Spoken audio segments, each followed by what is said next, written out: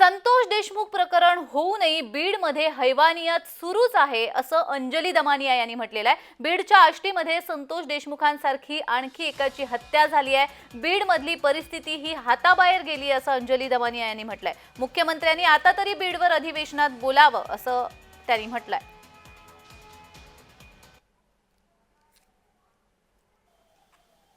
आता हे प्रकरण हे आज काल त्या शिक्षकाचं प्रकरण की बँकेच्या बाहेर त्यांनी स्वतःला गळफास लावून घेतला आणि त्याचं मी पूर्ण बघत होते की 18 वर्ष त्याला पगार नव्हता आणि पगार मागितला म्हणून तू फाशी घे म्हणजे तू पण मोकळा होशील आणि तुझ्या जागी दुसरा ठेवायला आम्ही पण मोकळे होऊ म्हणणारी जी माणसं आहेत, ते ही सगळी माणसं कशी म्हणायची आपण? ही जनावर आहेत। हे जे शिक्षकाच्या बाबतीत घडलं, आता या बनसोडेच्या बाबतीत घडलंय, ही माणसं असूच कशी शकतात?